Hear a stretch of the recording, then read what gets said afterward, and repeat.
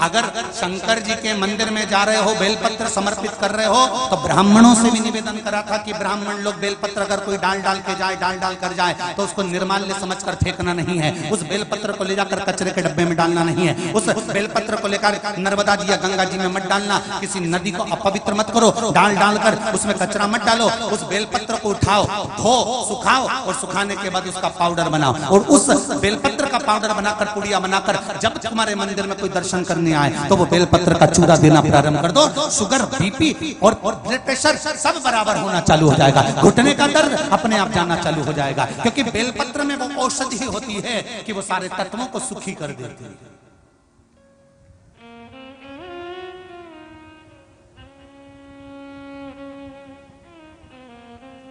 भगवान शिव की आराधना तो करो। माता अंजना देवी को आज बड़ा बड़ा दुख है। तुम हनुमान जी ने कहा ये मेरा गांव है, चलो अपन नीचे चलते हैं। राम जी ने कहा चलो अपन नीचे चलते हैं। हनुमान जी ने कहा प्रभु मेरे छोटे से गांव में आप आओगे? क्यों नहीं आओगे? भगवान छोटा गांव बड़ा गांव नहीं देखता, मेरा परमात्मा तो इतना देखता है कि तेरा दिल कितना बड़ा।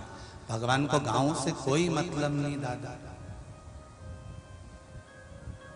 गांव तो तुम देखते हो, लड़का सर्विस वाला होना चाहिए।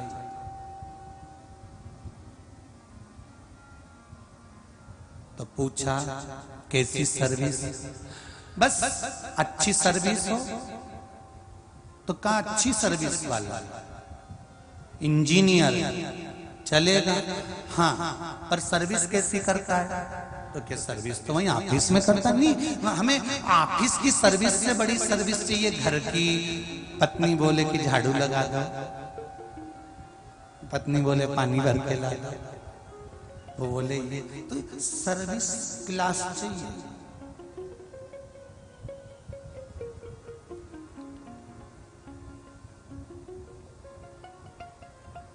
कभी कभी सोचने में आता है, कभी आप भी सोचना। चिड़िया देखिए आप लोगों ने? अरे बोलो तो जम के देखिए।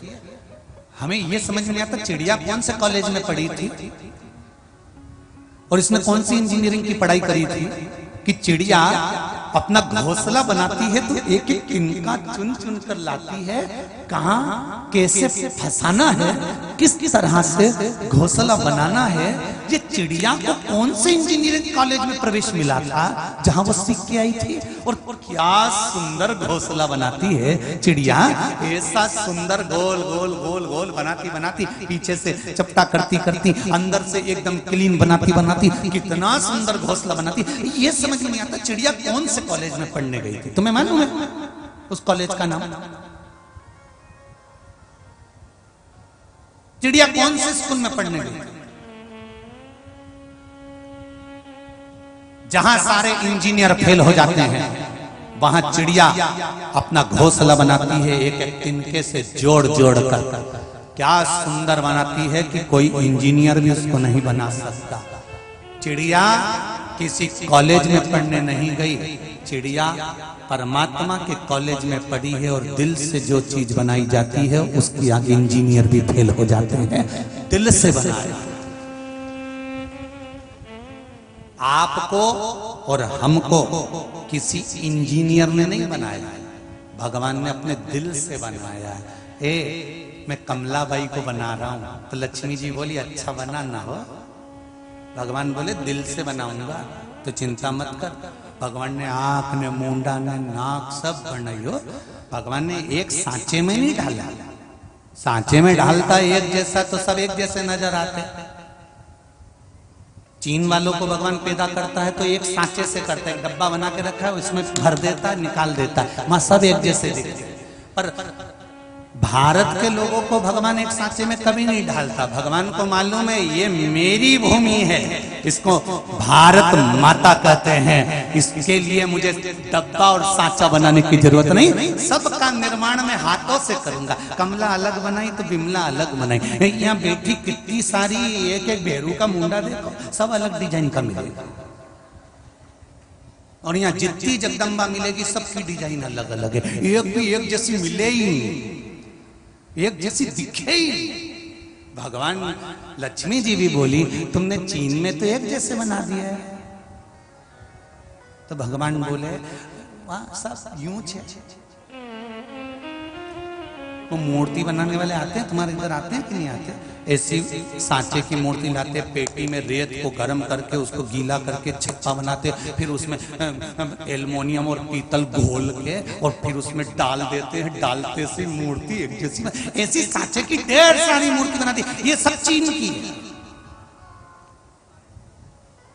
पर भारत की भूमि पर जन्म लेने वाला एक एक बच्चा, भारत की भूमि पर जन्म लेने वाला एक एक सनातनी, भारत माता की गोद में जन्म लेने वाला एक एक व्यक्ति, जिसका निर्माण भगवान ने सांचे से नहीं करा, जिसका निर्माण मेरे भोलेनाथ ने अपने हाथों से करा है और पार्वती ने गोदी में झेला है।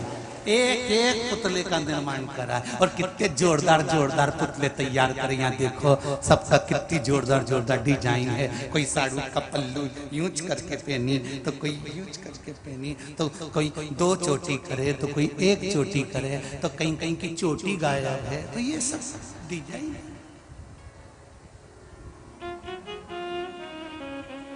अब हमसे ही लोग कहते हैं गुरुजी तुम पंडित हो, तुम्हें चोटी रखना चाहिए। हमने कहा है ही नहीं। हमने तो कई बार विचार करा कि थोड़ा बढ़ जाए तो रख लें, जहां से बढ़ते वहीं से गायब हो जाते, तो फिर अब चोटी भी कैसे रखे? तुम बता दो, कोई डिजाइन हो तो दूसरी मना नहीं।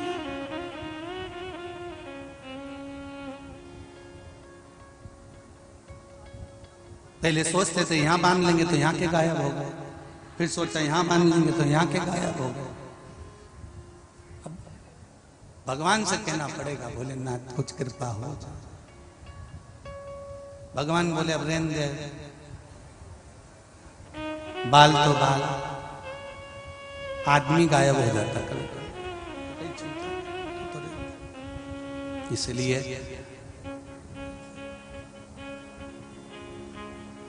शिव का स्मरण, तेरे डमरू की धुन सुन के मैं काशी नगरी आई हूँ। तेरे डमरू की धुन सुन के मैं काशी नगरी आई हूँ। तेरे डमरू की धुन सुन के मैं काशी नगरी आई हूँ। तेरे डमरू की धुन सुन के मैं काशी नगरी आई हूँ। मैं काशी नगरी आई हूँ। मैं काशी नगरी आई हूँ। मैं काशी नगरी आई हूँ। मैं काशी नगरी आई हूँ। मैं काशी नगरी आई हूँ। मैं काशी नगरी आई हूँ। मैं काशी नगरी दोनों हाथों से आई हूँ।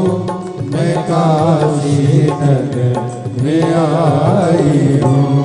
मेरे भोले हो बम भोले, मैं काशी नगरी आई हूँ। मेरे भोले ओ बम भोले, मैं काशी नगरी आई हूँ। जय हो।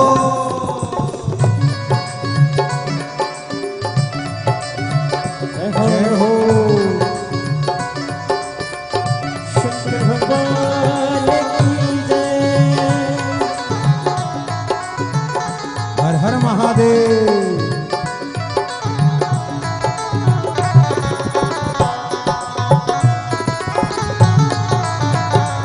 जय हो।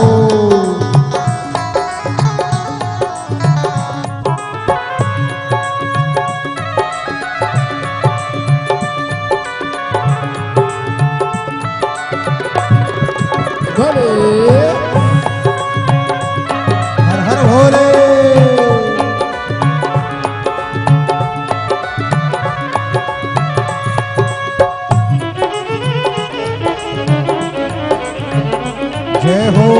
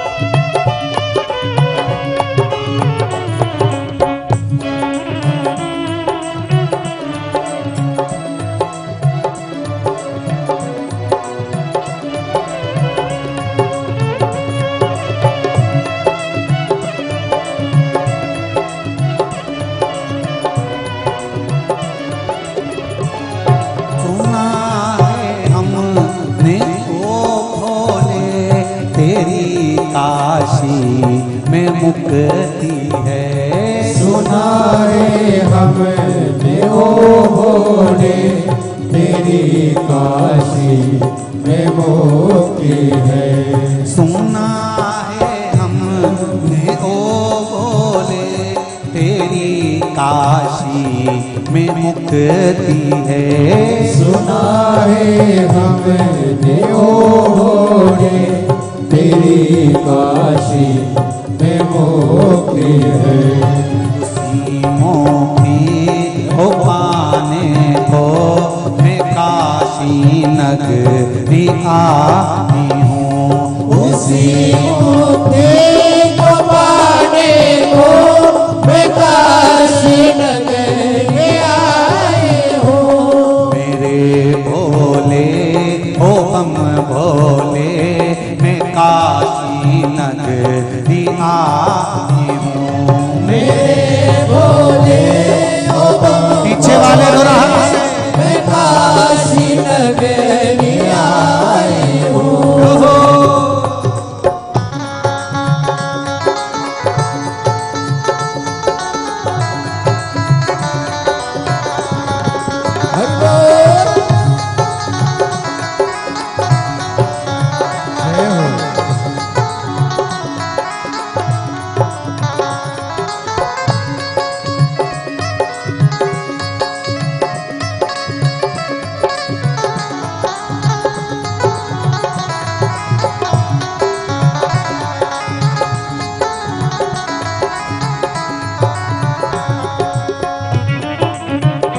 जय हो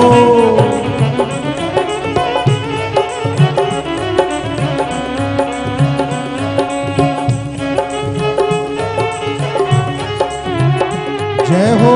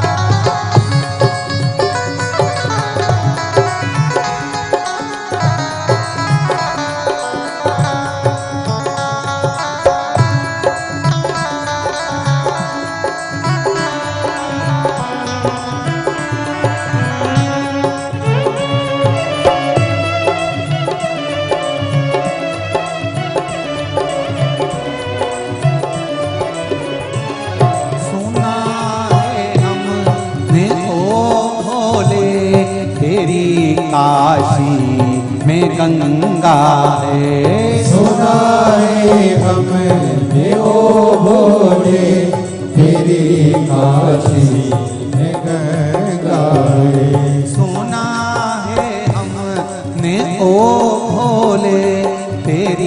काशी में गंगा है। सुना है हमने ओ बोले तेरी काशी में गंगा है। उसी गंगा में नहाने को मैं काशी नगरी आई हूँ। उसी गंगा को पाने को मैं काशी नगरी आई हूँ। मेरे भोले हो हम भोले मैं काशी नगरी आई हूँ। मेरे भोले ओ बम बोले मैं काशी नगरी आई हूँ।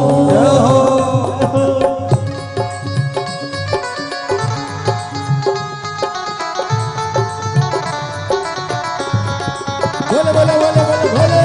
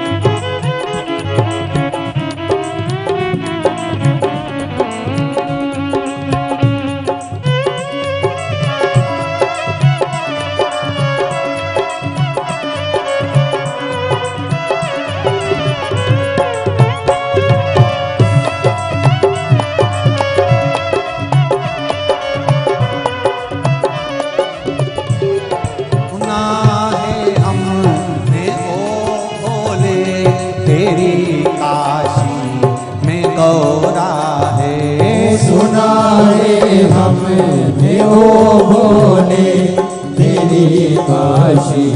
में गौरा है। सुना है हमने ओ भोले तेरी काशी में गौरा है। सुना है हमने ओ भोले तेरी काशी में गौरा है।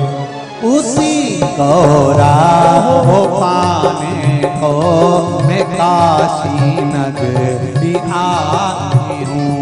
उसी गौरा को पाने को मैं काशी नगरी आई हूँ। मेरे भोले हो हम भोले मैं काशी नगरी आई हूँ। मेरे भोले ओ बम भोले मैं काशी नगरी आई हूँ। मेरे भोले हो हम भोले मैं काशी नगरी आई हूँ।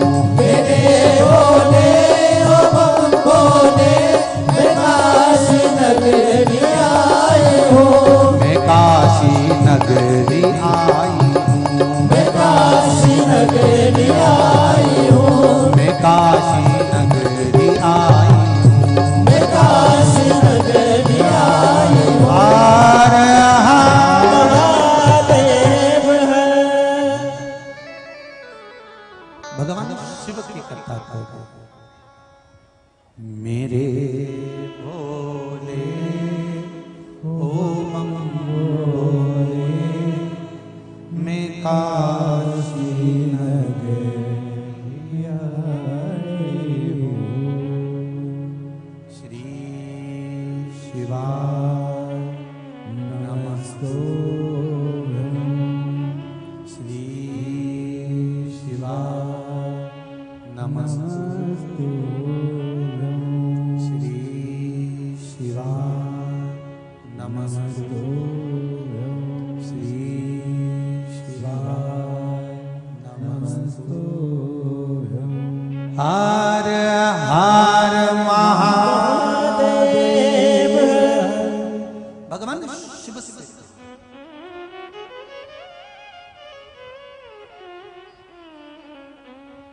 अंजना माता के पास मिलने के लिए हनुमान जी राघव जी को लेकर चले। अपनी मातृभूमि को प्रणाम जरूर करो, जहां जन्मे हो उसको नमन जरूर करो, उसके लिए कुछ कुछ करो।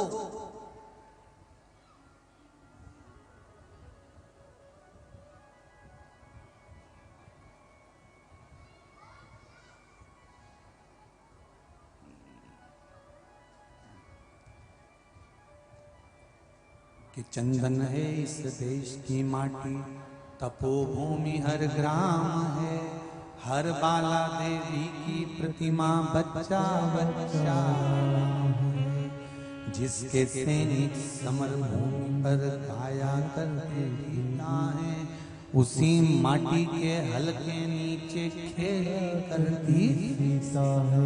ये भूमि जिस पर तुम्हारा जन्म हुआ है, जिस गांव में, जिस नगर में, जिस क्षेत्र में आप जन्मे हो, भले बड़ी बड़ी सिटियों में, शहरों में चले जाओ, पर अपनी मातृभूमि को, अपनी जन्मदाता भूमि को भूलना नहीं।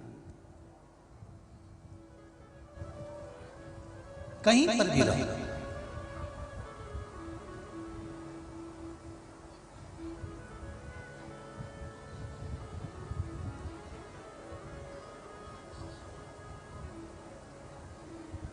आज सुबह 10 बजे ऑफिस में फोन आया कि गुरुजी की कथा हमको ना जाने कहाँ का देश का नाम बोला था, विदेश में रखना। तो ऑफिस से फोन आया कि गुरुदेव वो कथा की बोल रहे हैं और विदेश में कथा रखना है। हमने कहा देश में कमी पड़ रही है।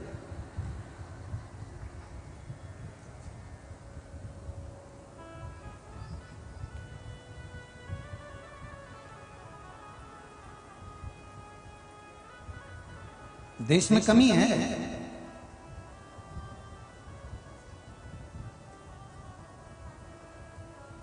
वहां भारत के लोग जो नौकरी करने जाते हैं वो केवल धन के चक्कर में जाते होंगे, ज्यादा मिल जाएगा, पैकेज अच्छा मिल जाएगा, पर भारत माँ की गोद जैसी और भारत माँ की स्वतंत्रता जैसी और भारत माँ की माटी जैसी माटी दुनिया में कहीं नहीं मिल सकती, कहीं नहीं। इसलिए पहले भी कथा में कहा, अमेरिका में मरोगे तो डेड बॉडी कहलाएगी, एक्सपायर। विदेश में कहीं पर भी मरोगे तो डेड बॉडी कहलाएगी, एक्सपायर कहलाओगे। और भारत की माता की गोद में कहीं का बेवड़ा भी मर जाएंगे, कहीं का बेकार से बेकार, बहुत गंदे से गंदा, जिसने दुनिया को बर्बाद कर दिया, ऐसा भी अगर मर जाए भारत की भूमि पर तो भी उसके नाम के आगे स्वर्गवासी लिखाता है। क्यों? क्योंकि भले पापी था, बेकार था, पर भारत माता की गोद में मरा है, इसलिए इसके नाम के आगे लिखाएगा स्वर्गवासी। मतलब कितना भी बेकार हो, भारत की भूमि पर मरता है तो वो स्वर्ग जाता ही है, ये पक्का, ये निश्चित। तो जितने विदेश में रह रहे हो भारत की भूमि को छोड़कर, जब मरोगे तो डेड बॉडी और एक्सपायर कहलाओगे, और अगर वापिस यहाँ आकर मर भी गए ना तो स्वर्गवासी श्रीमान लिखा होगा, स्वर्ग गए, यहाँ एक्सपायर नहीं, स्वर्ग। हनुमान जी ने राम जी से कहा यहाँ मेरी माता रहती है। अच्छा, राम जी ने कहा पुष्पक विमान को नीचे उतारो। पुष्पक विमान नीचे उतरा। उतरते से अंजना माता ने जब राघव जी का दर्शन किया, नमन किया, प्रणाम किया, राघव जी ने अंजना माता को, लक्ष्मण जी ने अंजना माता को, हनुमान जी ने अंजना माता को। अंजना माता ने कहा हनुमान घर के अंदर कुछ भी नहीं है, मैं क्या दूं मेरे राघव जी को, मैं क्या खिलाऊं मेरे राम जी को, जल्दी जा तू कुछ कंदमूल फल लेकर आ। हनुमान जी कंदमूल फल लेने के लिए जाते हैं और हनुमान जी जब कंदमूल फल लेने के लिए गए, इतनी देर में अंजना माता आंख में जल भर कर रो पड़ी, बिलख पड़ी, आंखों से आंसू बहने लगे।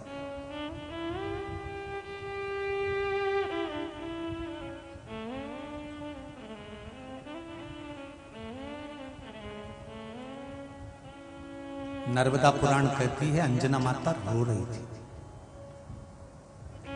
राम जी ने पूछा मां क्यों रो रही हो, क्या हो गया ऐसा? आज हनुमान ने मेरे दूध को लज्जित कर दिया।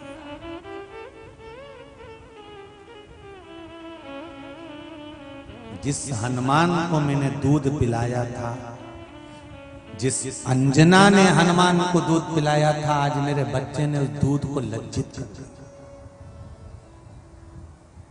मां आपका पुत्र पवन सुत हनुमान है, आपका पुत्र कैसरी नंदन हनुमान है, आपका पुत्र महाबली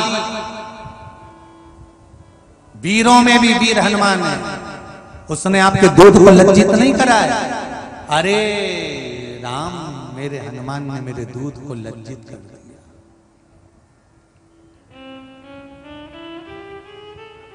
आज मैं बहुत दुखी हूं। मां तो तू रो क्यों रही है?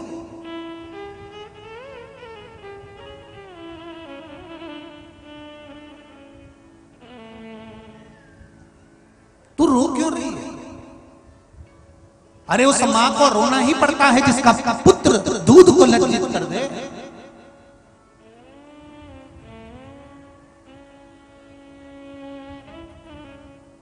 एक बात अपनी जिंदगी में उतार कर रखना भाई, सनातन धर्म में पैदा हुए हो, सनातन धर्म की माता के स्तन का दूध पान करा, भारत की भूमि पर जन्मे हो, प्रयास करना इस सनातन धर्म की, चाहे भारत माता हो, चाहे घर की माता हो, चाहे बहन बेटियां हो, इनको लज्जित मत होने देना जिंदगी में। इतना ध्यान रखना, इतना ध्यान रखिएगा।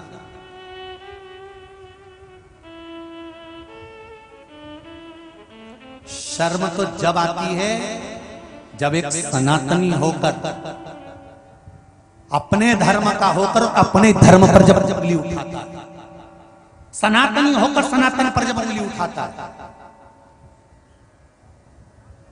तब शर्म आना चाहिए। थोड़ा सा पानी अगर होए तो चुल्लू में भर लो, ने डूबी जा।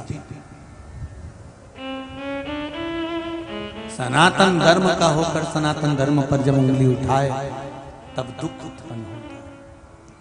आज रो रही है माता अंजना, आंखों से आंसू बह। मां तू रो रही, मेरे दूध को आज लज्जित कर दिया हनुमान जी ने। क्या लज्जित कर दिया? तो मां कहती है, अंजना कहती है, अरे राम, मैंने हनुमान को दूध पिलाया था और हनुमान का दूध पिया हुआ वो साधारण नहीं हो सकता। मेरे स्तन का दूध वो कमजोर नहीं पड़ सकता। हनुमान चाहता तो मैंने जो दूध पिलाया था उस दूध का बल इतना प्रबल था कि हनुमान जाता और सीता को लेकर आ जाता, रावण को मार गिरा देता, रावण को मार गिरा देता।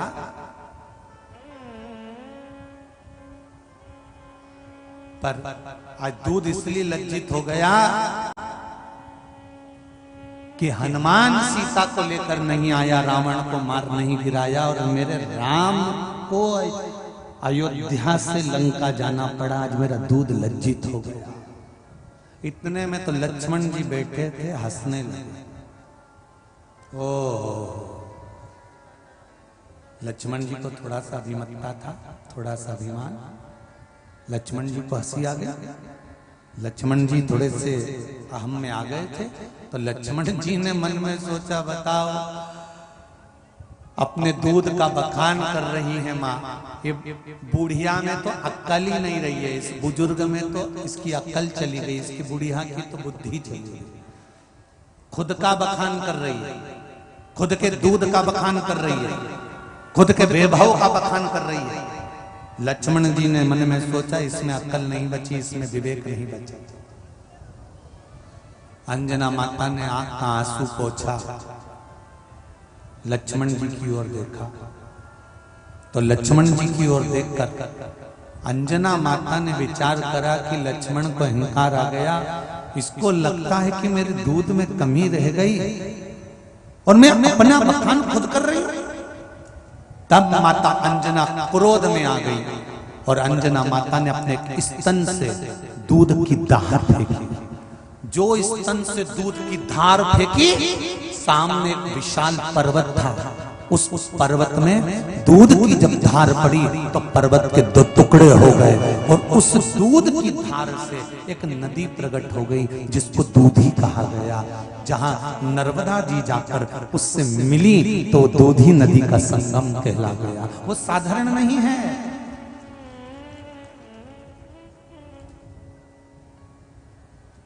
परिक्रमा मार्ग में पड़ती है, परिक्रमावासी बैठे हैं, दूधी नदी का दर्शन करा होगा, संगम का। परिक्रमा मार्ग में दूधी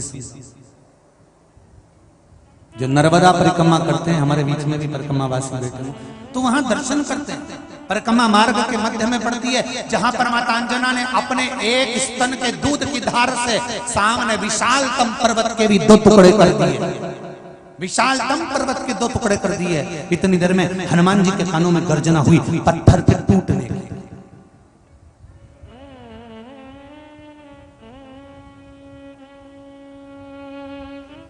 पत्थर के टूटने की गर्जना हुई। हनुमान जी दौड़ कर आए, मां क्या हुआ? मां कहती है, हनुमान तूने मेरे दूध को लज्जित करा। लक्ष्मण जी को विश्वास नहीं हुआ कि मेरे दूध का बल कितना प्रबल है।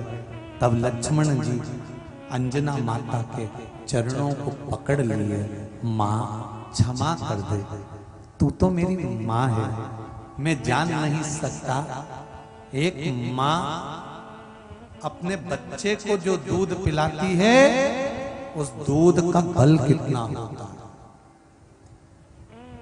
समझ नहीं सकता।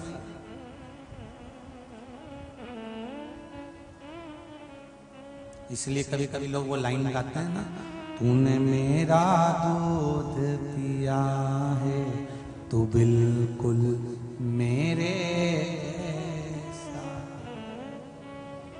2 माता के दूध के बल को हमेशा याद रखना।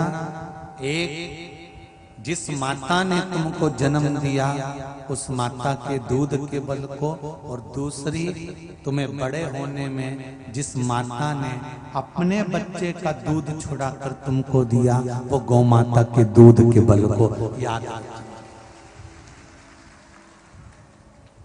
2 माता के दूध को भूलना नहीं।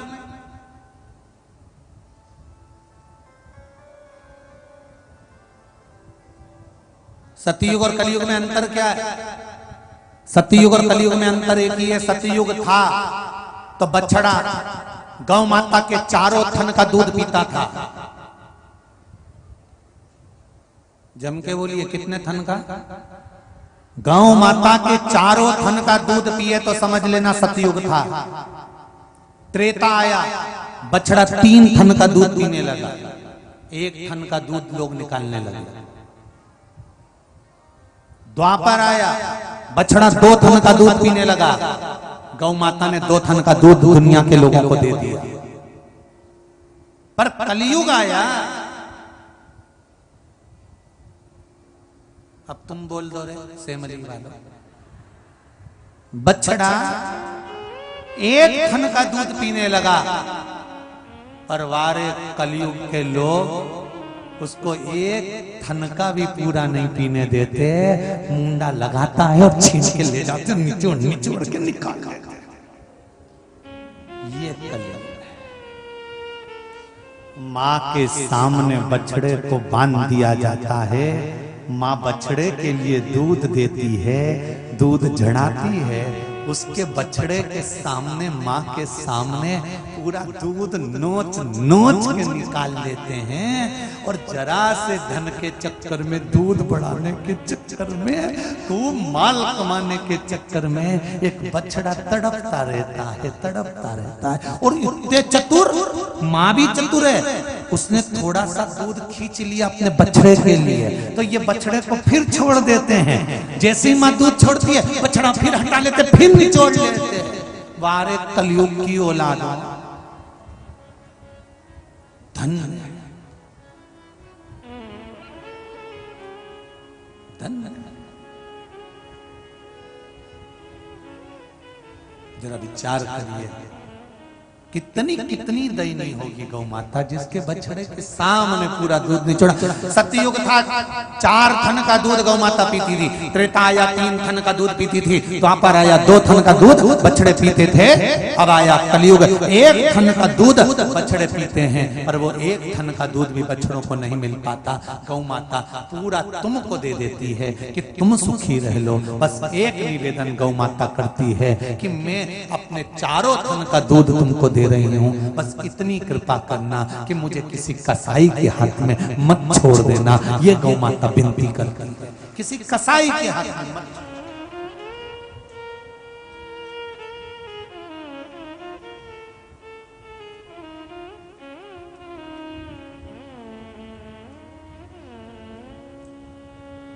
कितना लोभ बढ़ गया, कितना लोभ बढ़ गया कि गेहूं की फसल काटने के बाद जो नीचे की भूसा निकलता था, पहले दुनिया के लोग उस भूसे को गौ माता के लिए छोड़ देते थे। पर अब भूसे की भी कीमत बढ़ गई तो लोग उस भूसे को भी बेचकर पैसा कमा लेते हैं। पर हृदय में ये दया नहीं रहती कि 1 ट्राली भूसा भरकर पास में कोई गौशाला हो तो वहां डाल दूं तो गाय खा लेगी। यहां तक दया नहीं रही लोगों के मन में, वहां तक दया चली गई। और जिन जिन के पास में जमीन है, जिन जिन के पास में जमीन है, तुम्हारे घर में जितनी गाय हैं उनके लिए भूसा रख लो। पर बाकी का भूसा 1 ट्राली में भरकर तुम्हारे आसपास में जो गौशाला हो, तुम्हारे नजदीक में जो गौशाला हो, तुम्हारे पास में जो गौशाला हो, उसको ले जाकर 1 ट्राली भूसा नहीं तो आधा ट्राली नहीं तो 2 बोरा भरकर भूसा उस गौशाला में पहुंचाना चाहिए, जहां गाय दिन रात आनंद के साथ पा सके, पुण्य मिले। गेहूं तुम रखो, भूसा भी तुम रखो, पर थोड़ा सा तो दे सकते हो, थोड़ा सा।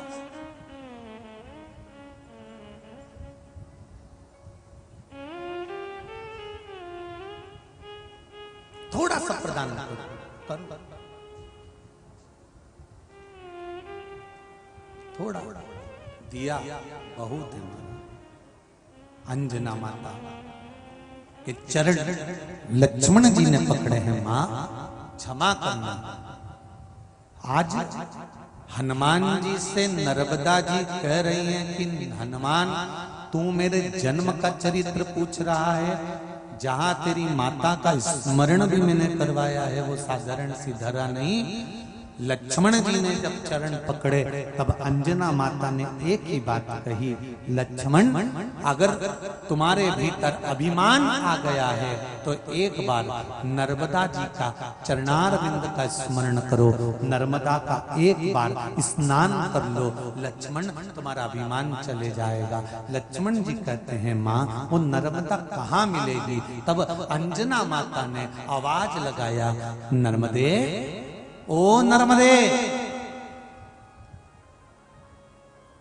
जो आवाज लगाया नर्मदा जी अंजना माता से मिलने के लिए आई।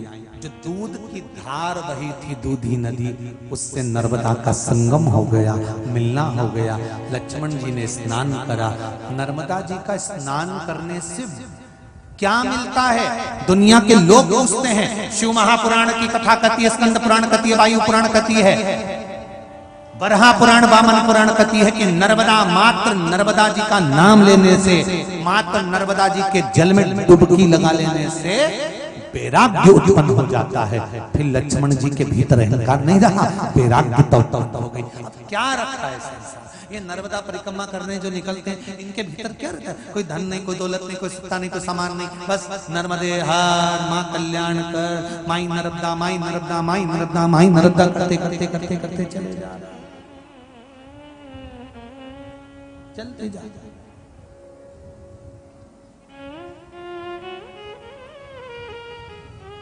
भक्ति का बल बढ़ा, विश्वास का बल बढ़ा, श्रद्धा का बल बढ़ा, और जहां विश्वास का बल बड़ा होता है, ये पत्र आया देखो,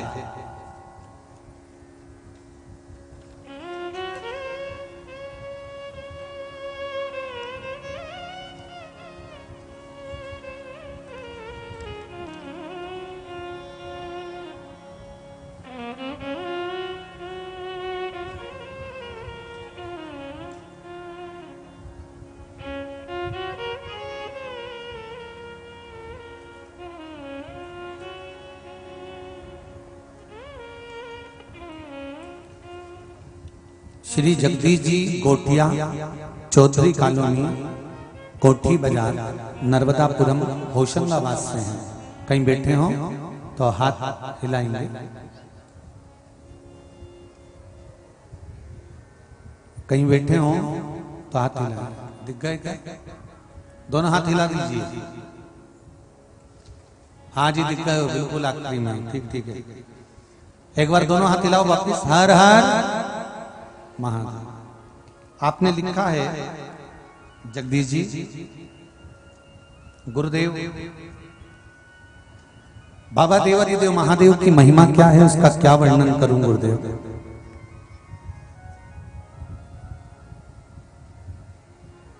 क्या महिमा कहूं, मुख से शब्द नहीं है।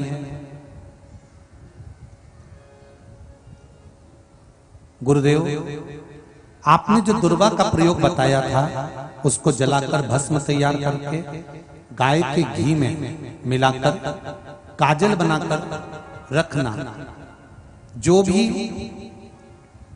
कि मेरी बड़ी बेटी बहुत सारे प्रयास नौकरी के लिए कर चुकी थी, सफलता नहीं हुई। तब रेलवे का इंटरव्यू आया तो मैंने उस काजल का तिलक बेटी को लगाया और उसको इंटरव्यू के लिए भेज दिया। कंप्यूटर पर 5 मिनट का इंटरव्यू था।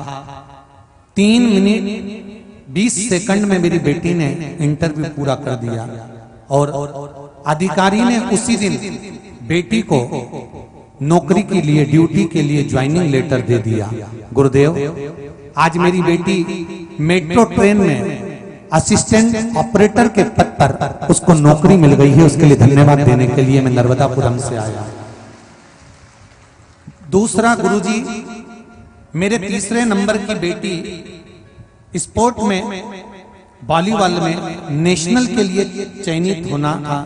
गुरुजी जिले से काफी लड़कियां थीं, तो गुरुजी वही काजल का प्रयोग, जो दुर्वा जलाकर काजल तैयार करना था, आपने कथा में बताया था, वो तैयार करा हुआ काजल मैंने उसको भी लगाकर भेजा, जिसका कैंपस ग्वालियर में था और वहां उस कैंपस में नेशनल के लिए चयनित होना था।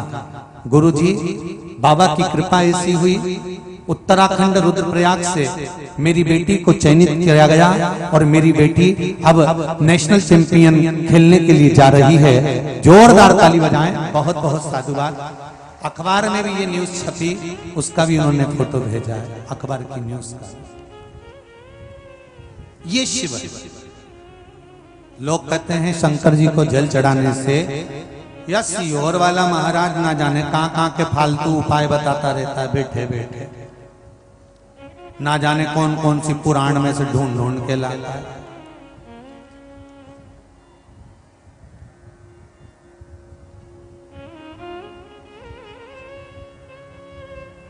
दिल से करो तो शंभो शरणे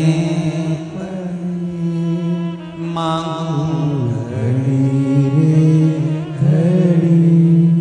दुख काटो, दया करी ने दर्शन आपो। सभी लोग अपनी जगह पर आनंद के साथ बैठे बैठे स्मरण करते हुए दिल की बात शिव जी से कहेंगे। श्री शिवाय नमस्तुभ्यं। 5 बार मंत्र बोलेंगे और अपने मन की बात शंकर जी से दिल से। श्री शिवाय नमस्तुभ्यं।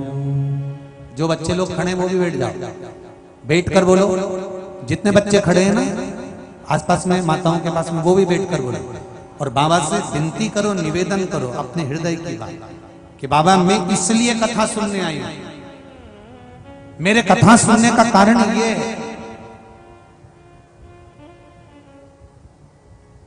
और मैंने सुना है कि शिव महापुराण में बैठकर, चाहे टीवी के सामने, चाहे मोबाइल के सामने, चाहे पंडाल में, कथा चलते में अगर इस मंत्र का जाप हो और जो मांगा जाता है आप 3 महीने में पूरा कर देते हो। ये इतने पत्रों का ढेर लग रहा है, ये पत्र सब आप ही के तो हैं, आप ही के। एक पत्र में कितना दमदारी की बात लिखी है वो भी सुनो, देखो।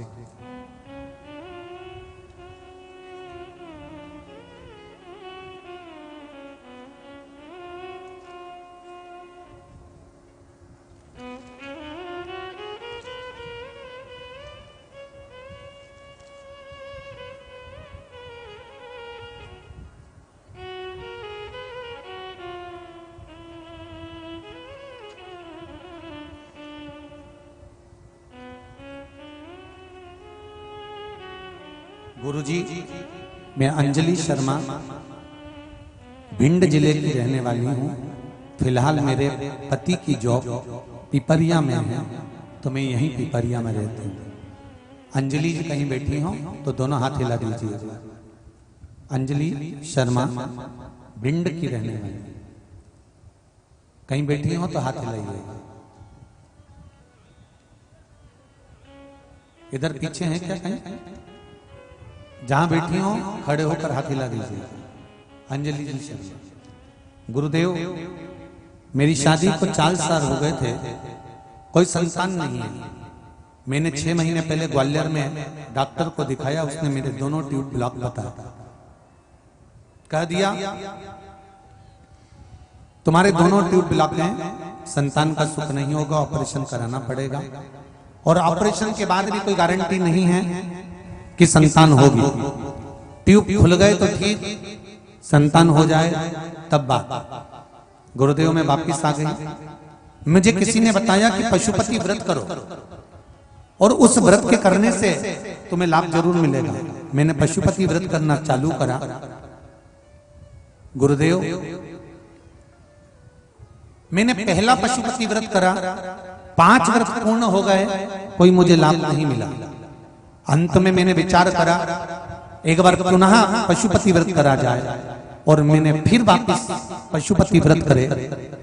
बाबा की कृपा क्या हुई गुरुदेव, मेरे व्रत चालू रहे, पशुपति व्रत वापस शुरू कर दिए।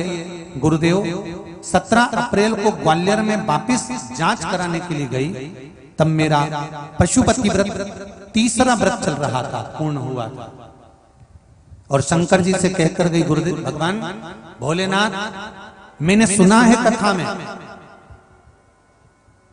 कि शिव पृथ्वी पर है, मृत्यु लोक में है, पृथ्वी पर विराजमान है, तो बाबा ऑपरेशन की जरूरत ना पड़े और मेरे दोनों ट्यूब खुल जाएं, ऐसी कृपा कर दो।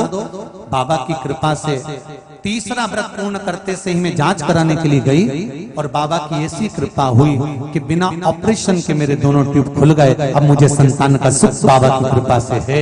ये शिव की कृपा, ये शंकर की। तेरी कृपा बिना न हिले एक भी, लेते हैं श्वास तेरी कृपा से तनो तनो।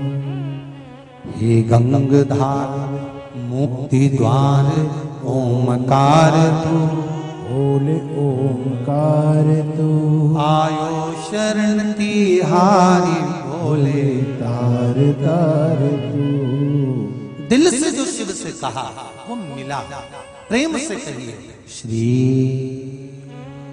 शिवाय नमस्तुभ्यं। श्री शिवाय नमस्तुभ्यं। श्री शिवाय नमस्तुभ्यं। श्री शिवाय नमस्तुभ्यं। श्री शिवाय नमस्तुभ्यं। भगवान शिव से दिल से कहो, अपने मन की बात कहो। हम किससे कहें जाते हैं?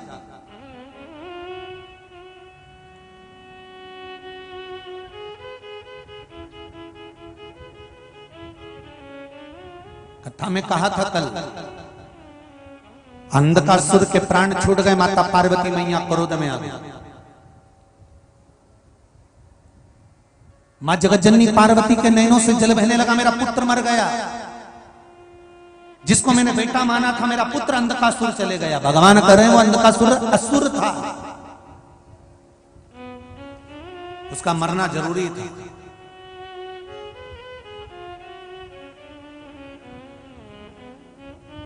मेरी माताओं से निवेदन है, भगवान से जब भी संतान मांगना ना, तो भगवान से ये जरूर कहना कि औलाद देना तो ऐसी देना जो मुझे बुढ़ापे में संभाल ले। ऐसी मत देना कि 2 रोटी के लिए भी धुतकार दे, ऐसी नहीं चाहिए, जो संभाल ले।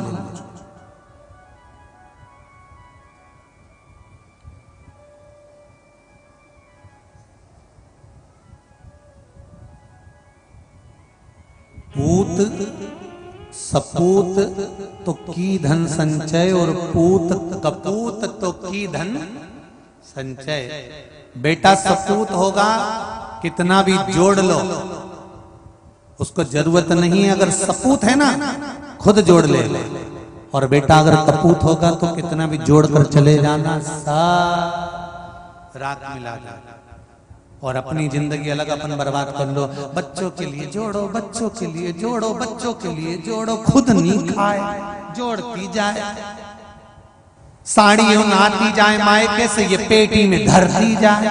बहू को दूंगी, बेटी को दूंगी, अच्छी होगी तो पहन लूंगी, और अच्छी होगी तो बहू को दे दूंगी, और अच्छी होगी तो बेटी को दे दूंगी। साड़ी थोड़ी सी भी गड़बड़ होगी तो कथा सुनने जाऊंगी तो भागवत जी पे चढ़ा दूंगी।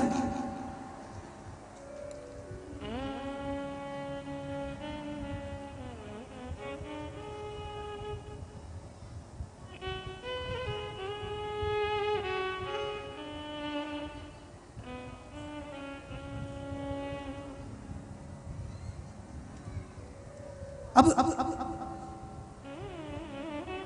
भगवान से कहना, अगर पुत्र देना, संतान देना, तो ऐसी देना जो मेरी सेवा कर सके, राष्ट्र की सेवा कर सके, धर्म का प्रचार कर सके, सत्कर्म कर सके।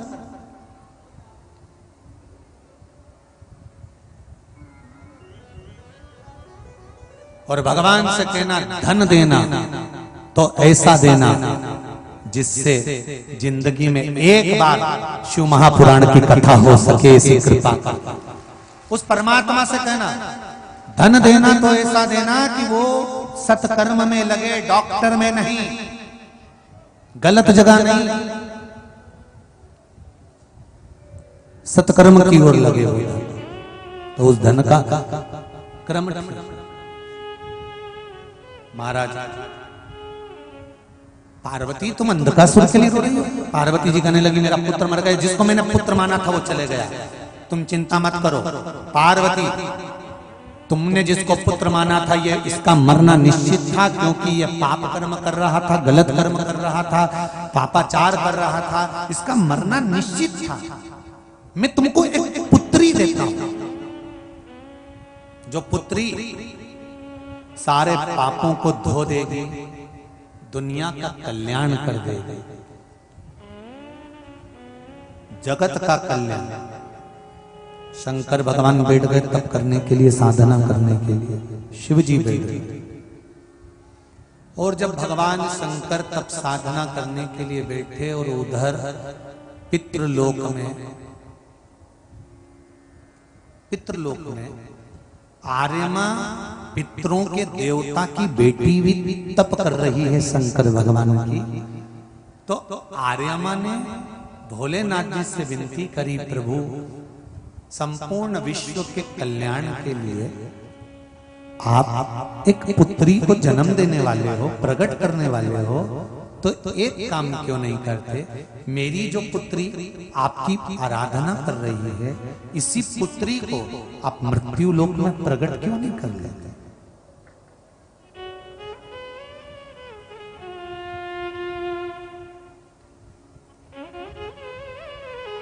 गंगा जी में अस्थियां डालिए, मना नहीं है। यमुना जी में अस्थियां डालिए, मना नहीं है। सरयू जी में डालिए, मना नहीं है। पवित्र नदियों में लोग अस्थियों का विसर्जन करते हैं, मना नहीं है। पर केवल एक नदी है, नर्मदा, जिसमें अस्थियां डलने के बाद वही अस्थियां पत्थर के साथ में मिलकर शिवलिंग का निर्माण कर देती है, अस्थियां शंकर बना देती है। पूरी दुनिया में केवल एक मां नर्मदा, केवल एक। गंगा शिवलिंग का निर्माण करती है क्या? शंभु शंभु गंगा शिवलिंग का निर्माण करती है? नहीं। सरयू शिवलिंग का निर्माण करती है? नहीं। यमुना शिवलिंग का निर्माण करती है? नहीं। गोदावरी नहीं, कावेरी नहीं, कृष्णा नहीं। भारत की भूमि पर केवल एक नदी है जो शिवलिंग का निर्माण, अस्थियों को विसर्जन करा गया, वो अस्थियों से भी शिवलिंग का निर्माण कर देती है, वो नर्मदा तारने वाली।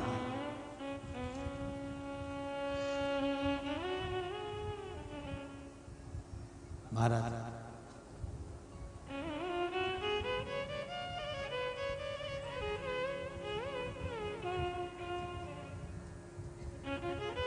सहज नहीं,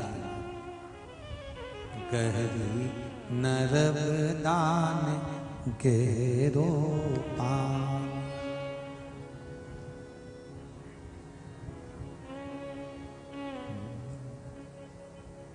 देखी के जीव घबराए हो।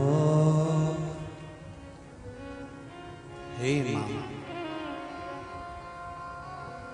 देखी के जीव घबराए हो, ओ मैया पार लगाव जो, गहरी नर्मदा गहरो पानी, गहरी नर्मदा गहरो पानी। सब गाइए। गहरी जीव घबराए हो, मैया पार लगाव, देखी ने जीव घबराए हो, मैया पार लगाव जो। अरे गहरी नर्मदान गहरो पानी, गहरी नर्मदान गहरो पानी, ओ गहरी नर्मदान गहरो पानी, गहरी नर्मदान गहरो पानी। अरे देखी ने जीव घबराए हो,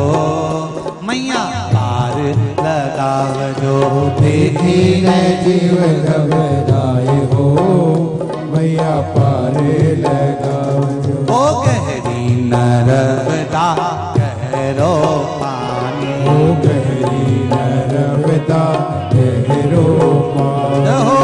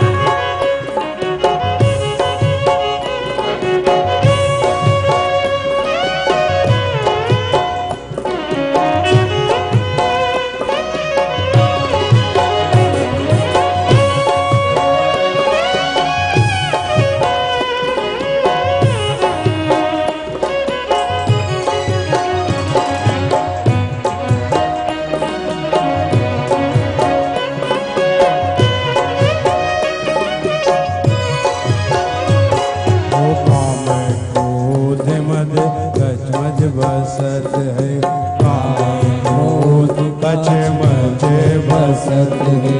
काम क्रोध कछ मच बसत है। काम क्रोध कछ मच बसत है। लोभ को मगर दिखाए हो मैया पार लगाओ।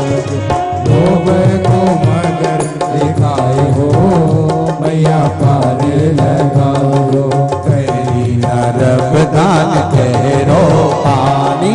करी नरक दान गहरो पानी। ओ कहरी नरक दान गहरो पानी। ओ करी नरक दान गहरो पानी। हरि देती ने जीव घबराए हो मैया पार लगाओ जो।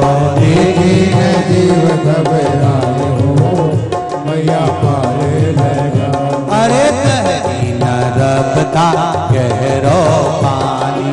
करी नरक दान गहरो पानी।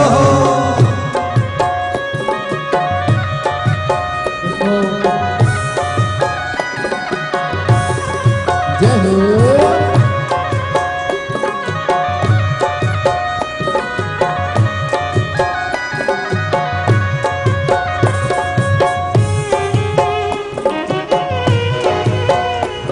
हर हर भोले।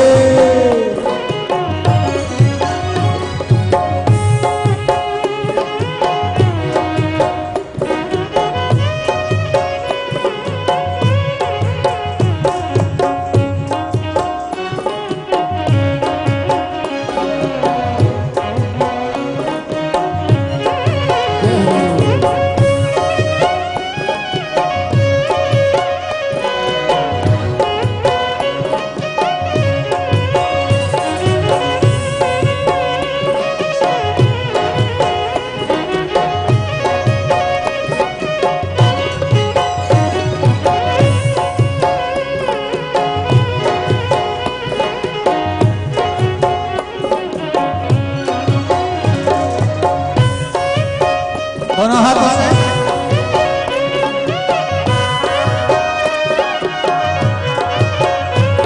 ओ सत की नाव के वटिया सतगुरु। सत की नाव के बटिया सतगुरु। ओ सत की नाव के वटिया सतगुरु। की नाव के बटिया सतगुरु। ओ सुमिरन नाम आधार हो मैया पार लगाओ जो। सुमिरन नाम आधार हो मैया पार लगाओ। अरे कहरी नरक दान गहरो पानी।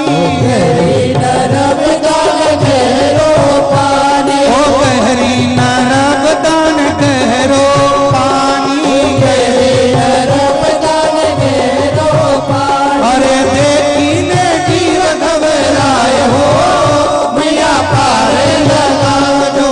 देखी ने जीव घबराए हो मैया पार लगाओ हो।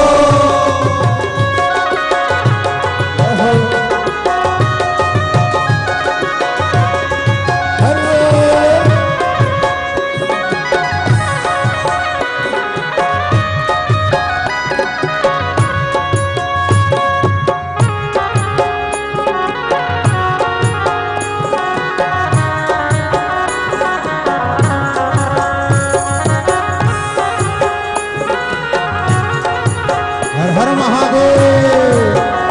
बोले नर्मदा मैया की जय।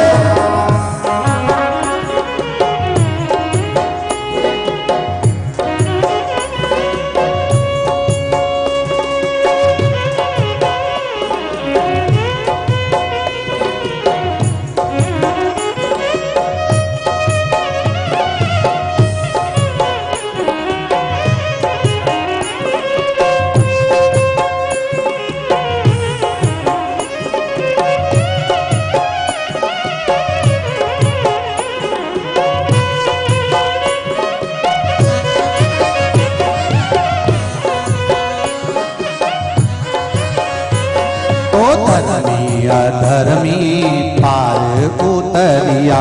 धर्मी अधर्मी पार उतरिया। ओ धर्मी अधर्मी पार उतरिया।